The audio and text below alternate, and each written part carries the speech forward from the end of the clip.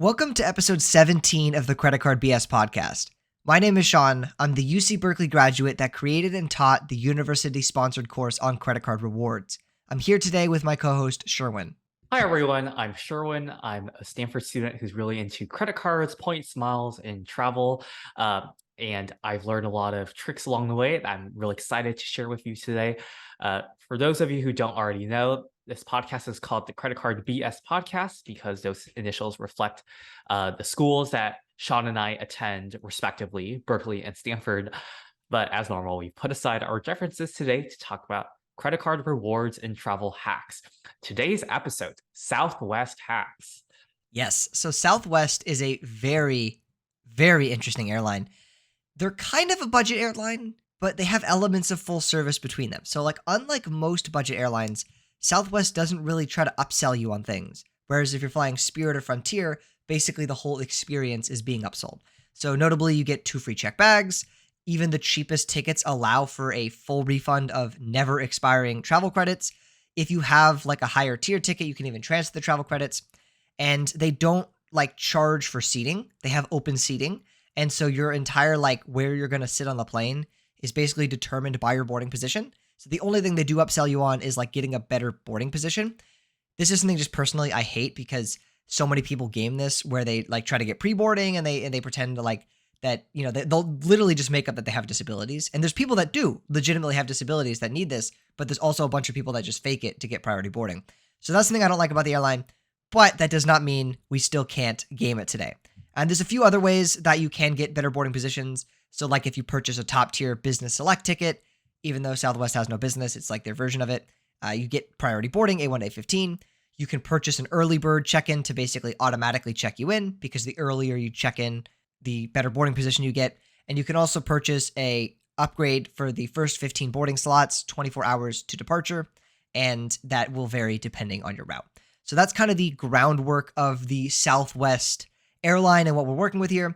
So let's go ahead and figure out how we can hack it. So Sherwin, do you want to talk about the points program for Southwest? Absolutely. So the Southwest Points Program is what we call a revenue-based program in which the amount of points that are required to redeem for a flight is tied to the cash price. So the higher the cash price, the higher the number of points necessary. This is different from some of the award chart programs that we've talked about on this podcast, where the amount of points you need for a redemption is always fixed and does not move, even though the price may be more expensive or cheaper, right? So, I mean, there are pros and cons to this that we'll talk about in a bit, but generally, points can sit around, I would say 1.4 cents per point, sometimes 1.5, sometimes a little less than 1.4 cents per point. But generally, the value is fairly consistent. And whenever there is a cash ticket available, you can book it with points. And there's no blackout dates or other restrictions that some other programs might have. So, Shaun, do you view this revenue-based program as a good thing or bad thing? What are the pros and the cons?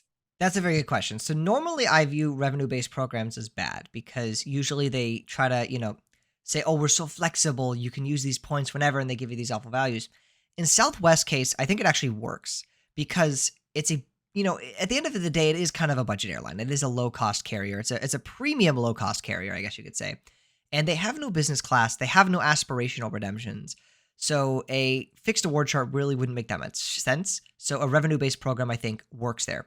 I will also note you can get a bit better value for the points if you're redeeming on very cheap flights. As the flight price gets very, very, very low, the points value does actually start to go up. So you could see 1.6 points even on some routes for really, really cheap flights. So that's really the only way to get outsized value. And it does make it nice because you basically treat your Southwest points as a form of cash in this case. And normally that would not be good, but because Southwest flight prices are so cheap, that is actually where we can get some value here because that means our points can be stretched very, very long because again, it's a revenue-based program. And so we're not having to spend that many points here. It does, a bit limit of the ways we're able to optimize it, but that doesn't mean we still can't provide some significant optimization. Yeah, so I think a easy summary is that the pro is that there's more award availability and you can find the flight you want easily. Con is it's hard to get outsized value, right? So I think this program can work for a lot of people, but if you want like the really cool type of product, you got to look elsewhere. So how do we earn these points? Obviously you get them from flying. I think the want to get away fare, you earn 6 points per dollar, even without any credit cards, just by having rapid rewards account. You can use the shopping portal. Oftentimes, that's a way to earn points. You can, of course, get the Southwest co-brand credit cards that earn points. You can also transfer from Chase Ultimate Rewards. Shaun, what do you think about that? I personally don't think it makes sense to transfer from Chase Ultimate Rewards because since Southwest points are basically a fixed value, you are just saying you're getting about like 1.4 cents from your Chase points, which really isn't good considering if you have the CSR, you can redeem them on the portal, which I also think is an awful redemption, but you can redeem them on the portal for 1.5 cents per point. And so getting 1.4 with Southwest, it feels really limiting, especially because if you're redeeming on the portal, that counts as a cash ticket to whatever airline you're redeeming for, and you'll actually earn points on that airline. Whereas in Southwest, if you're redeeming points, it's still considered an award ticket, so you're actually not earning any additional points. So that's something I personally wouldn't do. But so with that said, let's talk about some of the ways we can optimize Southwest. So I think this first one, Sherwin, I think you should cover because you talk about this, and I think this is something you've been doing, right? Yeah, so this is if you have a Costco membership, it's almost always a good idea to buy the Southwest gift card from Costco.com. You can do this online. You don't even have to go in to the warehouse. They generally sell these $500 Southwest gift cards at $449 and something cents. So effectively a 10% discount. And you can use that toward any type of flight for Southwest, which I think it's a no-brainer for the most part, unless you are concerned about getting some of the travel protections by booking directly with a credit card. But if you're not too concerned about that, this almost always makes more sense than just purchasing it directly on the website. And of course, if you are buying from Costco online, unfortunately, they don't take American Express and they don't really code as any special category for the most part. So your best bet is a 2x earning Visa or MasterCard. So something like the Capital One Venture X or the Citi Double Cash for an online. If you're in person, warehouses only take Visa.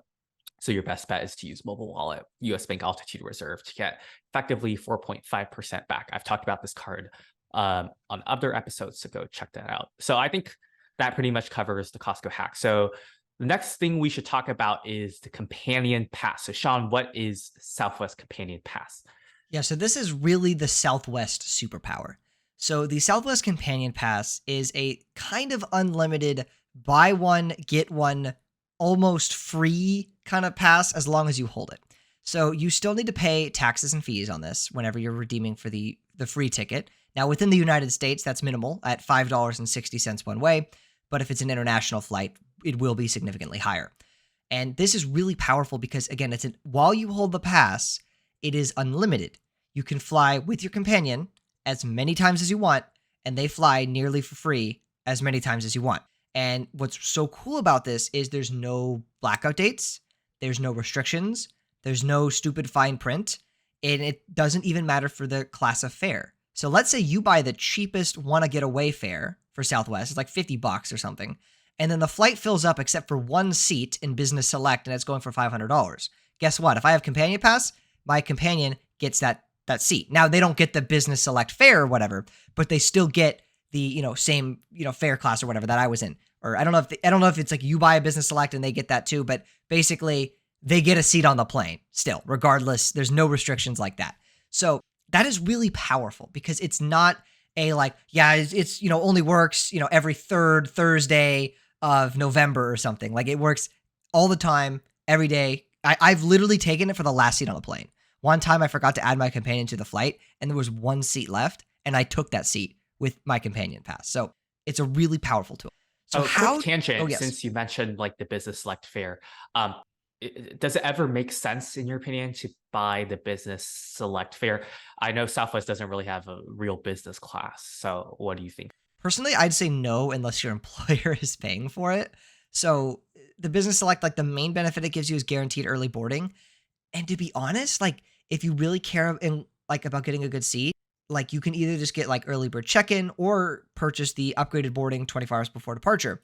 And even if you purchase the business select, this is the part that gets me really mad about the whole like pre-boarding thing, is you aren't even guaranteed. You could literally have A1 and you're not even guaranteed your seat. So because pre-boarders can take any seat except exit row. So if you want to sit in an exit row, fine, you can be guaranteed that if you're A1.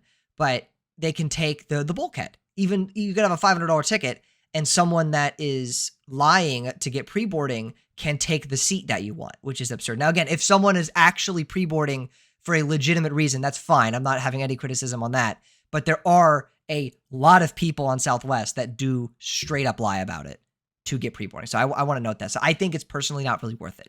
I think if you care about the upgraded boarding, just buy the upgraded boarding. We'll talk about a way Yeah. also in a little bit that you don't really have to pay for the upgraded boarding, at least most of the time. Yeah, and I guess another quick point is that like another benefit of like the anytime in the business fares is that they're like supposedly fully refundable to your original method of payment. But for me, that doesn't really matter because even the cheapest want to getaway fares are always like cancelable and changeable. And now they won't refund you to your original method of payment, but they give you flight credit that never expires. So I treat that as face value for the most part because I know I'm always gonna be flying Southwest again. So to me, like that significant difference in price always never makes sense. But anyway, let's go back to the companion pass. So why don't we talk about how you can earn this? Yeah, so to earn companion pass, it's a bit interesting. So there's really two ways. One way is to fly like 100 segments in a year. I'm not even going to talk about that. There's no way to optimize that. Don't do that. That's stupid.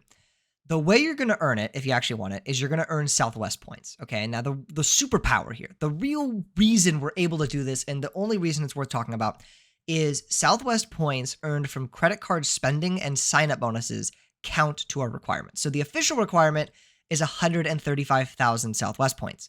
If you hold any Southwest credit card, it goes down to 125,000 points. Okay. So if you can earn 125,000 Southwest points either by spending on the card or more importantly, by a sign up bonus, then you can have Companion Pass. And so the one strategy, okay, one important thing is if you're going to earn Companion Pass, you want to earn it at the beginning of the calendar year because you'll get to keep it for the remainder of whatever the current calendar year is plus the next one. So if you earn it at the very beginning of the calendar year, you basically get it 2 years. Now, in terms of actually earning the pass itself, the two main credit cards we're going to want to look at are the Southwest Priority Card from Chase and the Southwest Business Performance Card from Chase. So, Sherwin, do you want to talk about the benefits of each of these cards and why it might make sense, even long term after you reach the sign up bonuses to get Companion Pass? Yes, absolutely. We could talk about these cards, but before talking about the cards, I want to emphasize something very important that Shaun said that it's always ideal to earn the bonus at the beginning of the calendar year. One classic mistake is when people try to go for Companion Pass. And usually Southwest offers like elevated sign-up bonuses near the end of the year, talking like November or December. So, you sign up for the card then to get the higher sign-up bonus, and then you quickly spend the minimum requirement to get all of these points, and you might have earned the companion pass in like November or December, but you only get it until the end of that year plus the following year, right? So you kind of lost out on the entire year. Whereas, if you had opened that card in November or December and just left it in the envelope and did not spend on it till January just to be safe, and then you met all of your spending, you earn it in January or February, then you get all the way till December of that year plus the following year, right? So mistiming this can really lose you out on like a lot of values. So something to be very careful of, especially if you're signing up for a card near the end of the year and trying to earn a bonus the following year. Okay. So let's talk about the main cards. So I'll start with the Southwest Priority Card. We kind of mentioned this card in the previous episode about airline credit cards, but if you haven't watched that, quick recap is that it has a $149 annual fee, but you get a $75 Southwest travel credit toward any kind of flight on Southwest, which is pretty easy to use. You also get 7,500 Southwest points every anniversary year, not on your first year, but every year after that. So when you add those two things up, it's already more than $149 in flight value, assuming you fly Southwest at least once or twice every year. Pretty easy to justify. You also get 4 upgraded boarding reimbursements each year. So as Sean mentioned, um, you can purchase upgraded boarding 24 hours before your flight if there are any seats available from A1 through A15. They usually cost anywhere from 30 to 50 or $60, depending on how full the flight is. But if you charge that to this credit card, that gets completely taken care of by a statement credit. And it's really nice because you can now do this directly online. You don't have to do it at the gate. So uh, there are other two personal Southwest cards plus their Premier. I'm not really going to go into those, even though they have lower annual fees. They're actually harder to justify because they don't have a credit. The anniversary points are fewer. So in my opinion, the priority card is really the only one you should be seriously considering. The other useful card to think about is the Southwest Performance Business Card. Now, this one has a higher annual fee of $195, but to help offset this fee, each anniversary year, you get 9,000 Southwest points, which is already worth around 130 or something, if not more, dollars. You also get 365 Wi-Fi reimbursements each year. So pretty much like I doubt anyone's going to use 365 a year. So pretty much it's like free Wi-Fi for the entirety of the year that you have the card. So I think that's a pretty powerful benefit. And then you also get some upgraded boarding reimbursements as well on this card.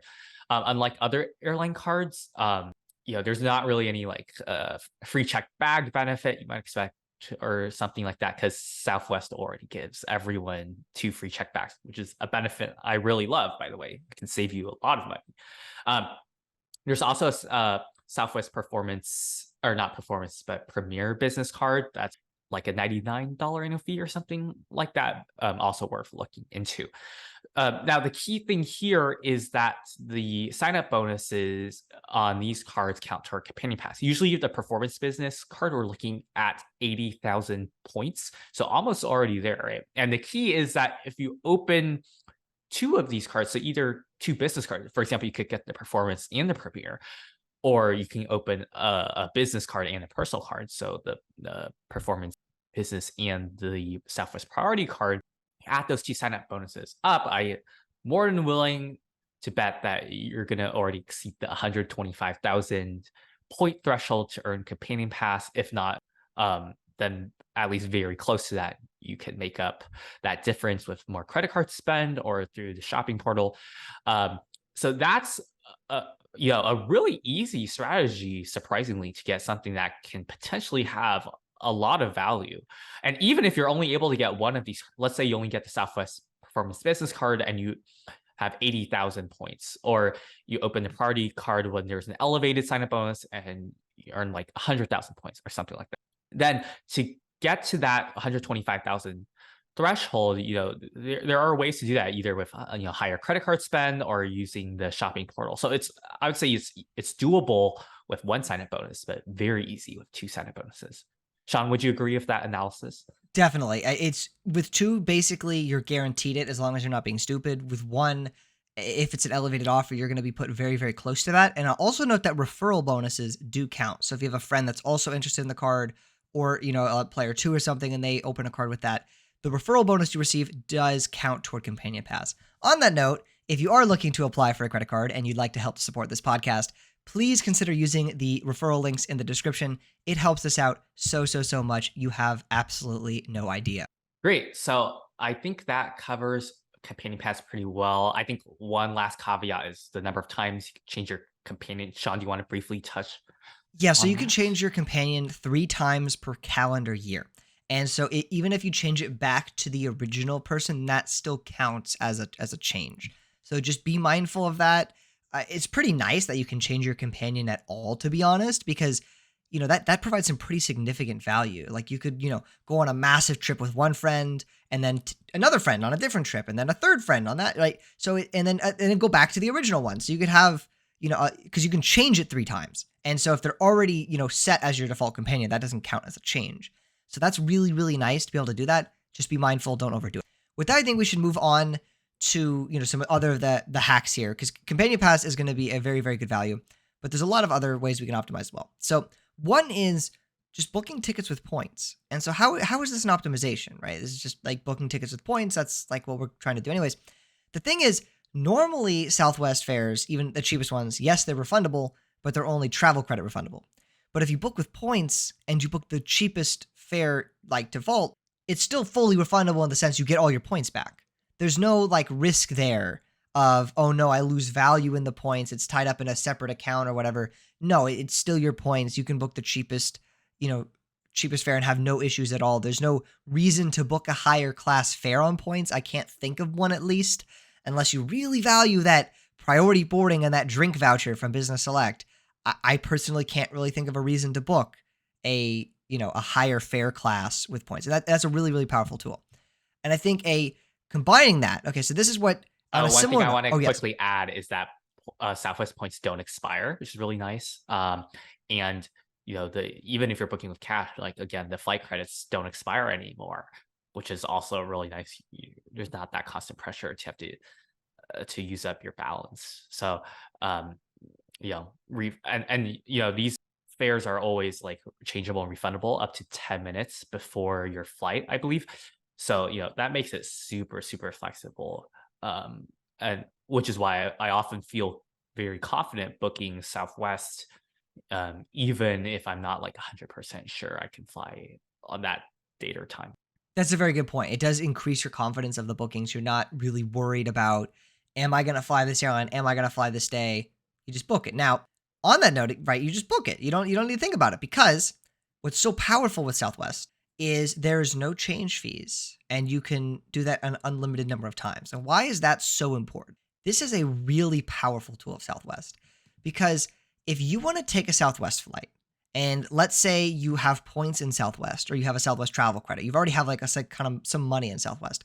If you potentially, maybe might, small chance, 1% might take a Southwest flight, you should book it literally this second. There is no reason to wait. Why? Because there's unlimited changes for free. So if the flight price drops, you can just change your flight to the same flight. You don't even have to make a new reservation. And Southwest will refund you whatever the difference was. So, if you booked with points, they'll refund you the points. If it's the travel credit, they'll refund you the travel credit. They'll refund you the difference. Once you have to manually make the change, but it takes like 2 seconds. You just go on the app. You don't have to make a new reservation or anything like that. You don't even have to, it's not an issue. And if the price increases, great, don't change it. You have the lowest price. So there's no reason to go, oh, I need to wait for I need to snipe the dip of the Southwest price. You can do it later. Just get it now, secure it now. You have insurance that it's not going to go up because you just don't rebook it if it goes up. And if it goes down, you can save money. The one thing I will say is it is a little tricky when you have a companion added on to your reservation. If a companion is added on to your reservation from Companion Pass, you can't actually make any changes before deleting the companion from the reservation. And then you'd have to make the change and then re-add them. So like if there's no seats left on the plane, I wouldn't do that. It's a little too risky. But in general, like there's no risk really at all. Like it's a really, really, really safe thing to do. And as Sherwin said, the travel credits don't expire ever. So there's, it's not like, oh, I have to use the credit within a year or anything. Super, super low risk. And it's a really, really nice feature. One thing I will note is if you purchase their second tier fare, so Wanna Getaway Plus, it's not fully refundable. It's only refundable to a flight credit, but the flight credit is transferable to another Southwest Rapid Rewards member. So you could transfer it to your player 2, your parents or whatever, and they could use that travel credit instead of you, which is also a really cool feature, I think. Cool. I think that pretty much covers that topic pretty well. The next one I'm only going to touch upon briefly because it's been discussed online. If you have the American Express Platinum card or the Hilton Aspire card, those come with airline fee credits. Normally, you can only use those for things like incidental charges, like baggage fees, seat fees, upgrade fees, that kind of stuff.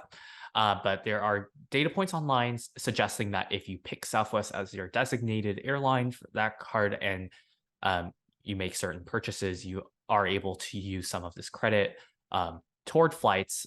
Again, this is not official, so your mileage may vary. Check online data points, and I'm not like officially endorsing this because it's not technically part of the terms, but many users have experienced success being able to use these credits for Southwest flights basically at face value. So, Shaun, unless you have something to add. No, yeah, I think we can't really talk about the specifics of it. Do some googling of the current data points because it could change at any time. It's not an official thing. It's not a guaranteed thing, but a lot of people have had good success with it. So yeah, just do your own research real quick. Cool. Okay. I guess the next hack is the check-in process. So remember that 24 hours before your flight, you got to check in. The order of your check-in determines your boarding position, and your boarding position determines what kind of seat and overhead bin space you're able to get. So if you forget to check in, wait till the last minute, and your boarding group see like a low number, probably going to be in the back of the flight in a middle seat. We don't want that, right? So always remember check in exactly 24 hours before your flight. There are some bots online. If you do some search, that will help you check in for your flight exactly, but be careful. They sometimes might not work, so I wouldn't rely on them completely. I also can't endorse these because they probably don't comply with Southwest terms, but there have been some discussions online about this. Shaun, do you have something to add about it? Yeah, I'll say yeah, as you said, just be careful. They're not fully reliable, and do your own research first. They're not endorsed. It's a cool tool to understand and maybe have as like a backup, to help you. But it's just understand what you're doing is technically against terms, and also yeah, like it's not 100% reliable at all. So just Yeah. just be aware of it. But if you're interested, if you do some Googling, you'll probably find some useful information about it. Okay, Shaun, do you want to talk about the next hack, the promo sales that Southwest has?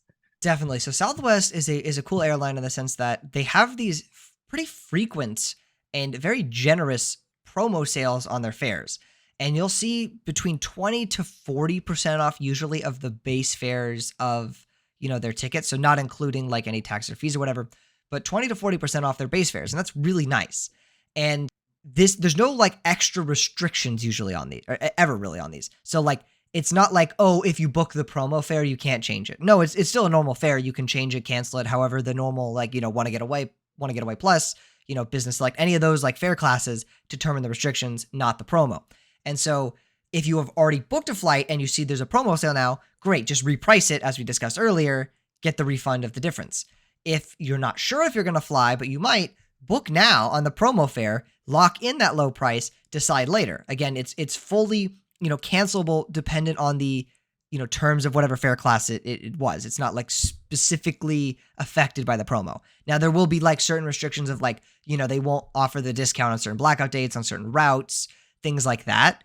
But often they do have these pretty generous sales, even to popular destinations like Hawaii and things. So it's really worth it to stay up to date on those. And if you see a promo sale, book all your travel, even speculatively, just book it now, reserve it. You can make up your mind later, but it can help you save a lot of money. Like we can see really cheap, like you can see flights to Hawaii, like round trip, like 200, 250, even less sometimes. Like if you really find a good deal on these promo sales. So it's absolutely worth it to take advantage.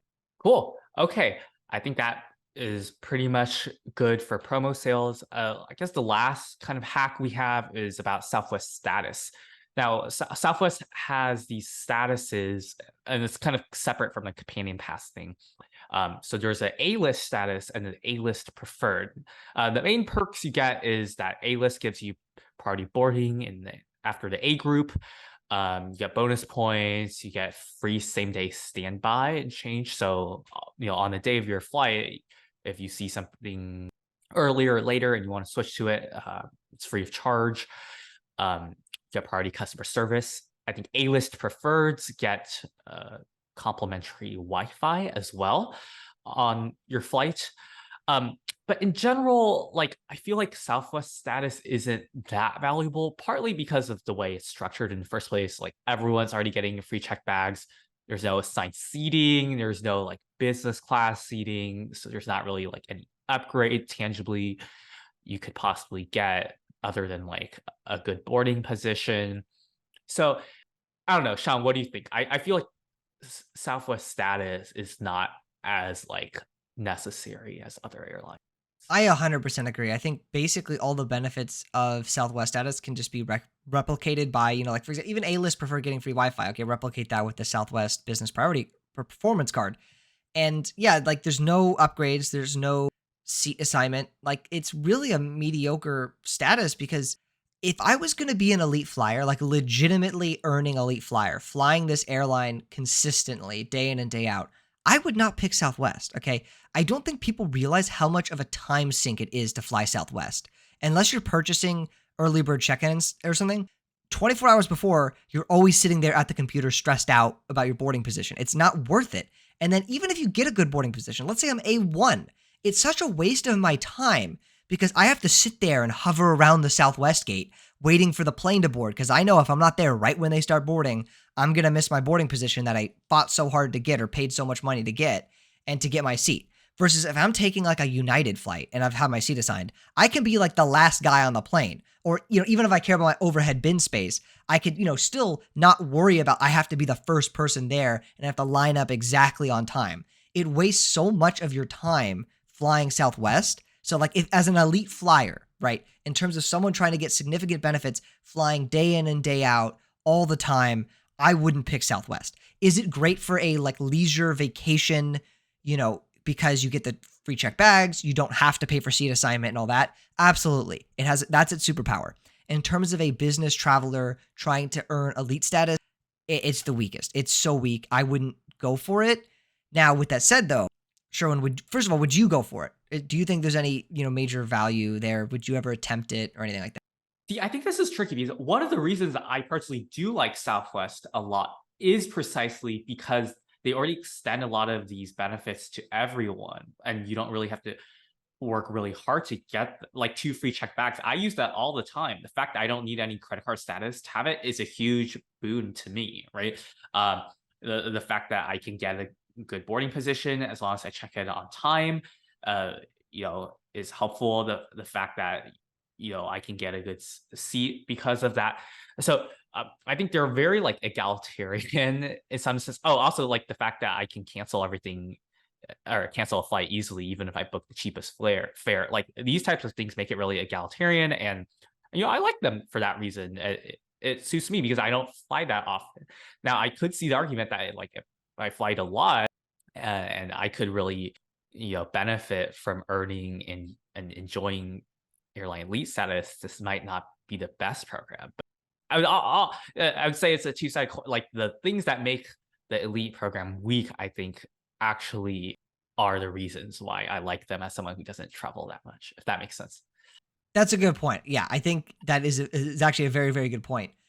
For me, the main reason is honestly just the open seating and the boarding policy. Like if they fix that, if they change that and they had assigned seating, I would have a completely different, opinion on the airline. But I could definitely. That's a very interesting point of how like what makes their elite status so weak is what makes the airline so good because you already have those benefits. Now, if you do want to get Southwest elite status, there is an easier way to do it than actually like doing whatever the general published requirements are. So Southwest has a very interesting match/challenge for A-list status. So how it works is you submit to Southwest some other airline status that you have that's from a competing airline. It seems to be a pretty broad net, and there's pretty easy ways to get airline status with just any airline. Like it doesn't. I'm not saying like with United specifically or something, but like usually like Frontier or something or Spirit will offer these like matches from like hotel programs, which are obviously a lot easier to get status from, and so that can get your foot in the door. You can then match that to Southwest A-list. That grants you the status for 3 months. So you automatically get it for a full 3 months.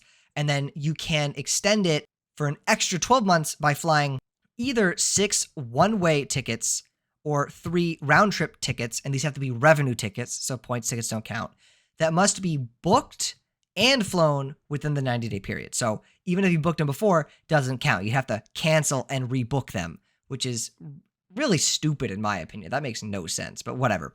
So you can do that. It's not that hard to actually extend the status. But what's also cool is with a lot of airlines, their status challenges are like once in a lifetime, or at least they say they are.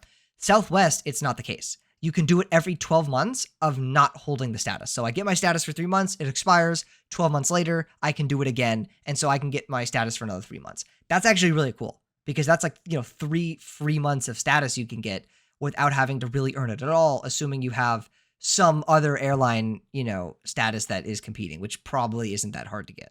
Yeah, that's a very good tool for people who want to get the A-list status. I will also add some Corporations also have special deals with Southwest where you can like activate this type of promo with a corporate email address. So you can always check if your employer offers that, especially if it's like a big company. They likely do. The terms might be slightly different on when or how much you need to fly within like that trial period, but many of them do offer fast track to A list status. Awesome. Yeah. So I think with that, we should wrap up and today. So if you, as we said before, if you want to help support the podcast and are applying for any credit cards, please consider using the affiliate links in the description. It helps us out so much. You have absolutely no idea. And if you want to connect with an elite group of award travelers, please check out the Traveling Discord server, 100% for free. You will learn so much in there, and there are some really smart people, and we will drop amazing, amazing deal alerts. And also, please consider giving this video a like to help with the algorithm and subscribe to the channel as we continue to grow. Thank you so much for watching. Sherwin, do you have any final notes? No, other than please subscribe. Thank you.